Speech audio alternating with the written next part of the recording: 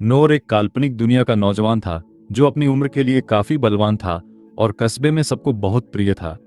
वह मेहनत का काम करता था, पर उसका मालिक भी उसके काम का कायल था और कभी उसके विरुद्ध कुछ नहीं कहा, क्योंकि वह उसका सर्वश्रेष्ठ कर्मी था। एक दिन दिहाड़ी लेकर वह घर लौटने ही वाला था, तभी उसे पास की एक गुफा से मदद के लिए चिल्लाती एक महिला की आवाज सुनाई दी। अपने मालिक के मना करने के बावजूद वह तुरंत वहां भागा, क्योंकि यह खतरनाक हो सकता था। उसने सबकी चेतावनी अनसुनी कर गुफा में प्रवेश किया, जहां एक लड़की जादुई तारों में जकड़ी थी और कुछ लोग एक दानवी सांड से लड़ रहे थे। बचपन से ही उसे अपनी माँ और घर का ख्याल रखना पड़ता था, क्योंकि उसके पिता कभी वापस नहीं आए। लेकिन उसने इसे एक चुनौती की तरह लिया और घर की देखभाल करने लगा। उसकी माँ बीमार रहती थी और ज्यादातर बिस्तर पर ही रहती थी, इसलिए उसने कालिख में सने होने पर भी उनके लिए सूप बनाया और कहा कि वह खरगोश का शिकार करने जा रहा है, ताकि उन्हें रात में पौष्टिक आहार मिल सके।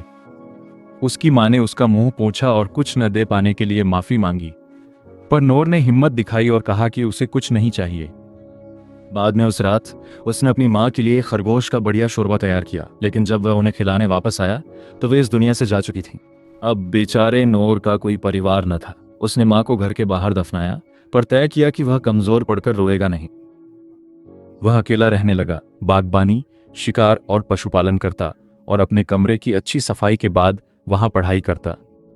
जंगली मछलियां पकड़ उसने शरीर बनाया, पहाड़ों पर भारी बोझ उठाना और हर दिन ढेर सारा प्रोटीन खाना। एक रात अकेलेपन की वजह से वह एक कुर्सी पर चढ़ गया और एक पुरानी धूल भरी कहानियों की किताब निकालकर उसे पढ़ने लगा। यह उसे पुरानी यादों में ले गया, जब उसका परिवार साथ था और उसके पिता उसे उन महान साहसी लोगों की कहानियां सुनाते थे जो विशाल ड्रैगन से लड़ते थे, जादूगरों से जादू सीखते थे, शापित जंगलों से श्राप हटाते थे और एल्फ की सेना से लड़ते थे। इन कहानियों ने उसे हमेशा लुभाया, क्योंकि पिता कहते थे कि साहसी का धर्म कमजोरों की रक्षा करना और उन्हें चोट से बचाना है। इससे उसे अपने जीवन में कुछ करने की प्रेरणा मिली और अगले दिन जानवरों की देखभाल करने के बाद वह अपनी झोपड़ी छोड़कर शहर की ओर जाने और एक साहसी बनने की कोशिश के लिए तैयार हो गया। वह रात में जंगल में आग जलाकर रुकता है और अगली सुबह तक वह अपने राज्य के सुंदर शहर पहुंच जाता है। वह बड़े मुख्य द्वार में घुसा और बाजारों में घूमते लोगों अपना सामान बेचते और एक ही जगह तलवारें और फल खरीदते लोगों को देख वह पूरी तरह दंग रह गया।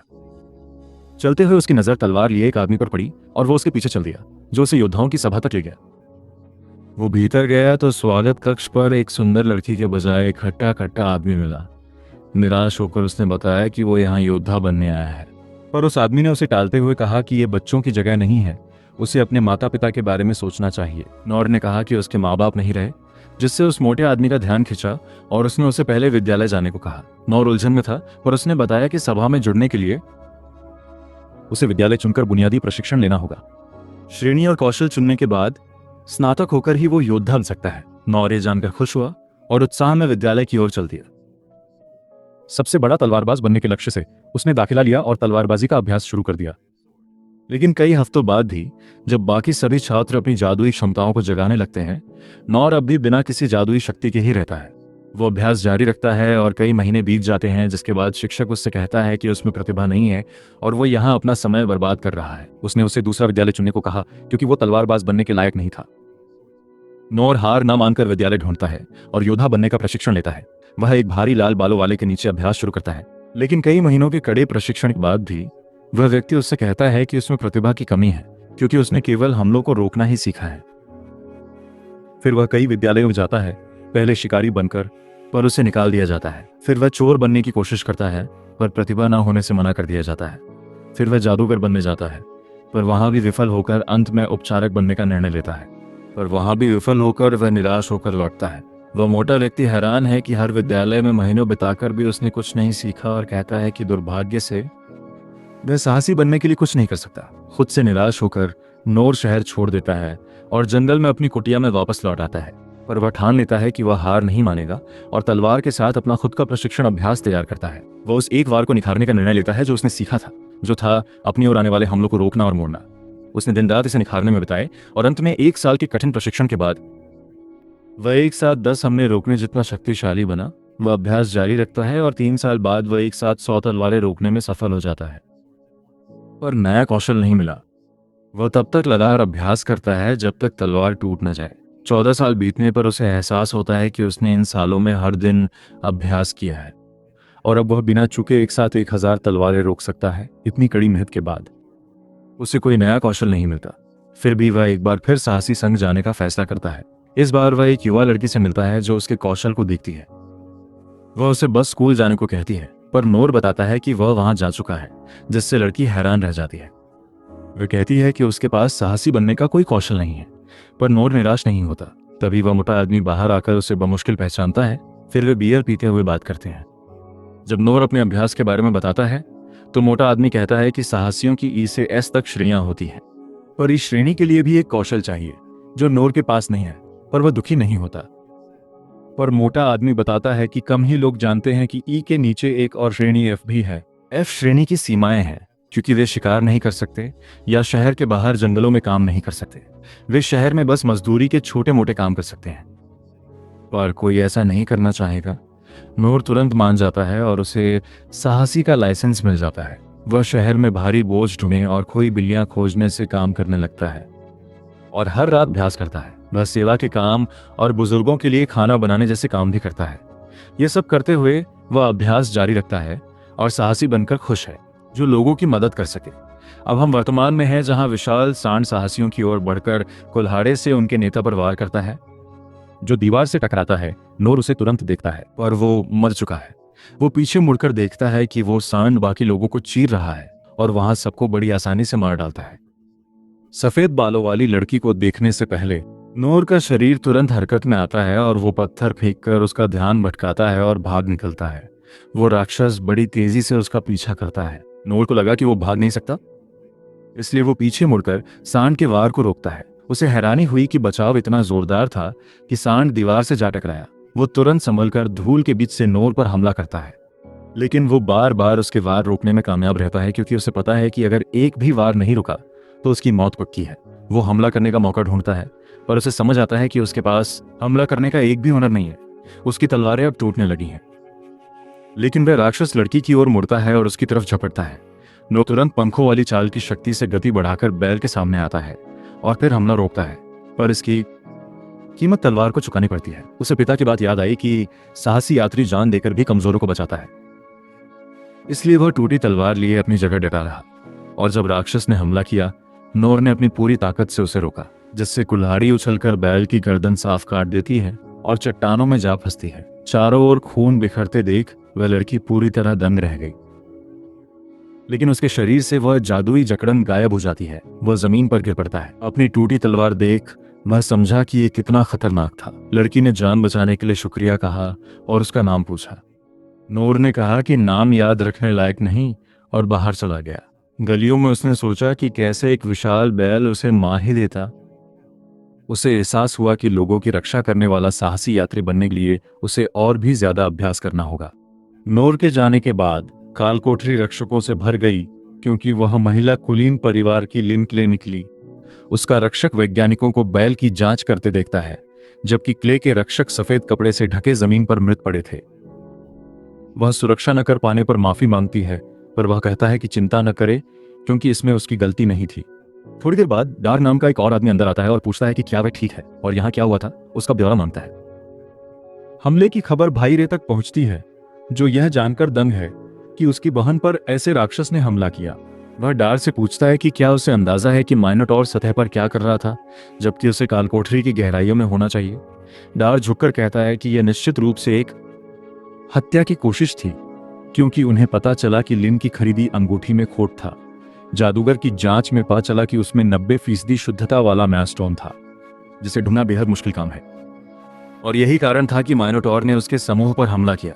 रे अभी भी उलझन में है, क्योंकि उसे समझ नहीं आ रहा कि माइनोटॉर को मैस्टोन क्यों चाहिए। लेकिन डार बताता है कि उसका मानना है कि मैनास्टोन पड़ोसी दुश्मन राज्य डेरी द्वारा भेजा गया था, जो काले जादू के अभ्यास के लिए जाना जाता है। रे सहमत है, क्योंकि हाल ही में डेरी की सेना उन्हें बाहरी इलाकों में परेशान कर रही है, और अब लिन पर ऐसा सरेआम हमला जिसे छिपाने की कोशिश भी नहीं की गई, ये साबित करता है कि वे युद्ध चाहते हैं। रे फिर डार से उस आदमी के बारे में पूछता है जिसने लिन की जान बचाई, लेकिन डार का कहना है कि वे उसके बारे में कुछ नहीं जानते, सिवाय इसके कि उसने तलवार से माइनोटॉर को मारा। उसने कुछ ही मिनटों में उसे मार गिराया, लेकिन बाद में लिन को अपना नाम बताए बिना ही वहां से तेजी से निकल गया। अगली सुबह नोर गिल्ड में ऐसे जाता है जैसे कुछ हुआ ही ना हो। तभी वह मोटा आदमी उसके पास आकर पूछता है कि क्या वह ठीक है। नोर कुछ उलझन में लगता है तो फादी बताता है कि कल रात उसके निर्माण स्थल के पास वाली गुफाओं में एक जानलेवा राक्षस निकला था, इसीलिए वह चिंतित था। नोर बेखबर है कि वह मोटा आदमी उसी माइनोटॉर की बात कर रहा है जिसे उसने कल रात मारा था। उसे लगा वह मामूली गाय जैसा राक्षस होगा जिसे उसने हरा दिया। वह मोटा आदमी कहता है कि नोर खुशनसीब है जो पहले ही निकल गया, क्योंकि उसके जैसे ए श्रेणी के पूर्व साहसी भी इतने शक्तिशाली जानवर के सामने कुछ नहीं कर पाते। नोर अपने चेहरे से धूल पोंछता है और सोचता है कि वह कैसा राक्षस होगा जिससे ए श्रेणी का साहसी भी डर गया। फिर भगवान का शुक्रिया मानता है कि उसका सामना बस एक विशाल गाय से हुआ। नोर पूछता है राक्षस का क्या हुआ, और वह कहता है कि किसी ने उसे एक ही वार में मार दिया। ये सुनकर नोर दंग है और सोचता है कि वह आदमी कितना ताकतवर होगा जिसने ऐसे राक्षस को मार दिया। उसे एहसास नहीं कि बात उसी की हो रही है। बाद में वह उसे दिन की मजदूरी देता है, पर कोई असली काम ढूंढने को कहता है वरना वह ज्यादा नहीं कमा पाएगा। इससे पहले कि वह जवाब देता, एक नकाबपोश आकृति ने उसे पुकारा। नोर ने मुड़कर देखा तो वही सफेद बालों वाली लड़की थी जिसे उसने कल बचाया था। पूछा उसे कैसे ढूंढा। उसने पीछा करने के लिए माफी मांगी, पर उसने कहा कि उसने अपनी दूर की चीजें ढूंढने वाली विद्या का प्रयोग किया। उसने पूछा क्या ये चो की पाठशाला से सीखा है, पर वो जादूगर शाखा से है, पर उसे सभी 6 शाखाओं में बराबर महारत है। लिन ने देखा कि सब उन्हें देख रहे हैं और नोर से पूछा कि क्या वे कहीं एकांत में बात कर सकते हैं। और इससे पहले कि वो बोलता, फैटी ने उसे पकड़कर पूछा कि उसने क्या किया है। नोर ने कहा उसने कुछ गलत नहीं किया, जबकि लिन ने आवाज रोकने वाला घेरा बनाकर उसे साथ चलने को कहा। वे संस्था से बाहर एक सुनसान जगह पहुंचे जहां उसने बताया कि वो उसका शुक्रिया अदा करना चाहती थी, क्योंकि उसने न सिर्फ उसकी जान बचाई थी बल्कि कई नागरिकों को भी बचाया था। नोर को अंदाजा नहीं कि वो कितना ताकतवर है, इसलिए उसने कहा कि वो बहुत प्रतिभाशाली है और उसने बीच में आकर जरूर उसकी योजना बिगाड़ दी होगी। उसने बताया कि ऐसा नहीं है। सच तो यह है कि अगर वो उसकी मदद के लिए नहीं आता तो शायद वो वहीं मर जाती। फिर उसने कहा कि वो उसकी मदद के लिए उसे इनाम देना चाहती है, पर नूर ने तुरंत जवाब दिया कि उसका आभार ही काफी है। मगर लिन इतनी आसानी से नहीं मानती। वो कहती है कि यहाँ उसका काफी रसूख है और उसके पिता भी खुद मिलकर उसका शुक्रिया अदा करना चाहेंगे। वो फिर मना कर देता है, जिससे लिन हैरान है कि कोई रईस का इनाम क्यों ठुकराएगा। वो पूछती है कि क्या उसे कोई परेशानी है। वो तो ये भी कहती है कि उसके पिता उसे बहुत सारी जमीन दे देंगे, पर नोर मना करता रहता है। वो कहता है कि उसे कुछ नहीं चाहिए, जिससे उसकी आंखें भर आती हैं, क्योंकि वो उसकी मदद का बदला चुकाना चाहती है। वो कहती है कि आभार स्वीकार करने तक वो यहाँ से नहीं हिलेगी। इससे उसे उपचार विद्यालय की शाखा के प्रशिक्षक के साथ अपना व्यवहार याद आता है। वो आखिरकार मानकर उसके पिता से मिलने को तैयार हो जाता है, लेकिन वो कोई भी बड़ा इनाम लेने से साफ मना कर देता है। इससे वो काफी खुश हो जाती है और हवेली जाते समय जादू से खुद को और उसे छिपा लेती है। जब वे आखिरकार घर पहुंचते हैं तो नोर दंग रह जाता है, क्योंकि उसने इतना आलीशान घर कभी नहीं देखा था। वे पहरेदारों के पास से अंदर जाते हैं और नोर सोचता है कि क्या वो कोई रईस है। रास्ते में वे उसके अंगरक्षक इन्हीं से मिलते हैं, जो उसे शक से देखती है और पूछती है कि वो कौन है। लिन बताती है कि इसी ने उसकी जान बचाई, तो वह तुरंत नरम पड़ गई और उन्हें स्वामी के पास ले जाने को तैयार हुई। वे दीर्घा में एनी के पीछे जा रहे थे जब नूर ने खिड़की पर पीले कवच वाले को देखा, जो भाला घुमाकर उसे नूर की ओर तान देता है। एनी उसे हटने को कहती है क्योंकि वह लिन का मेहमान है, पर पिकाचू जैसा दिखने वाला वह नूर की गरीबी का मजाक उड़ाने लगता है। इनी उसे गिल बताती है और साथ चलने को कहती है, क्योंकि उसे नूर पर अब भी पूरा भरोसा नहीं है। वे बाहर इंतजार करते हैं, जहां क्ले बेटे से युद्ध की बढ़ती संभावनाओं पर बात कर रहे थे। उन्हें डेरी के राजा के अपमान की याद आई। उसने काल कोठरियों तक पहुंच न मिलने पर युद्ध की धमकी दी थी। फिर दरवाजा खुला और वे सब सभा कक्ष के अंदर चले गए, जहां इनी और गिल दोनों स्वामी के आगे घुटने टेक देते हैं। पर नूर को पता नहीं कि वह कौन है, सो वह लिन के साथ बेफिक्री से आगे बढ़ गया। वह अपने पिता से उसका परिचय कराती है, ये कहते हुए कि इसी आदमी ने उसकी जान बचाई थी, और तुरंत स्वामी अपनी गद्दी से उठकर नूर की ओर बढ़े और अपनी बेटी की जान बचाने के लिए उसका धन्यवाद किया। नूर कहता है कि वह कुलीन नहीं है और ना कभी उनसे बात की है, इसलिए वह सही व्यवहार करना नहीं जानता। लेकिन स्वामी को बुरा नहीं लगा। वे हंसे और उससे हाथ मिलाया, फिर उससे इनाम में अपनी पसंद की कोई भी चीज मांगने को कहा। नौर ने तुरंत मना कर दिया और कहा कि उसे ना तो जमीन चाहिए और ना ही सोना। स्वामी उलझन में थे, पर उन्होंने कहा कि अगर वह चाहे तो उनके राज्य में आने वाले दुनिया के सबसे पुराने काल कोठरियों का आधा खजाना ले सकता है। रे ने मना किया, क्योंकि वो खजाना किसी छोटे देश की कुल संपत्ति से भी ज्यादा था। पर हैरानी की बात है कि नौर ने उसे भी ठुकरा दिया। उसे कोई तोहफा नहीं चाहिए था। महाराज चकित थे कि भला ऐसा कौन होगा जो ऐसे उपहार को मना कर दे। फिर वो अपनी गद्दी के पास गए और उसके पीछे रखी एक विशाल काली तलवार निकाली, जो उनके साहसिक दिनों में उनका निजी हथियार हुआ करती थी। रे थोड़ा चिंतित दिखा, पर उसके पिता ने कहा कि यह ठीक है कि तलवार युद्ध के मैदान के लिए होती है, सजावट के लिए नहीं। उन्होंने वह नॉर को सौंप दी। जैसे ही उसने मूठ पकड़ी, उसे एहसास हुआ कि यह हथियार उसके द्वारा इस्तेमाल किए गए किसी भी हथियार से भारी है। नॉर को लगा कि यह बस एक पुरानी मामूली तलवार है, इसलिए उसने इसे एक तोहफा मान लिया ताकि यह सब जल्दी निपटे और वो काम पर जा सके। महाराज ने उसे तलवार चलाने को कहा और वो दंग रह गए जब नॉर ने एक हाथ से ही उसे इतने जोर से घुमाया कि हवा का झोंका पैदा हो गया। नॉर मालिक की तरफ देखकर कहता है कि यह थोड़ी भारी है, पर वह संभाल लेगा, जिससे क्ले हंस पड़ता है क्योंकि उसे यकीन नहीं होता कि उसने 2 हाथों वाली तलवार एक हाथ से चला दी। क्ले पूछता है कि क्या वह लिन को सिखाएगा, क्योंकि आजकल हालात बहुत खतरनाक हैं, जिससे लड़की मुस्कुरा देती है। पर नॉर तुरंत मना कर देता है कि वह उसे कुछ नहीं सिखा सकता और जाने लगता है। गलियारे में वह फिर तलवार देखता है और उसे लगता है कि इसका आकार नाली जैसा है, यानी वह इससे नाले की गंदगी ज्यादा आसानी से निकाल सकता है। पर जाने से पहले गिल उसे रोककर उसके चेहरे पर भाला तान देता है और कहता है कि वह देखना चाहता है कि क्या वह उस तलवार के लायक है।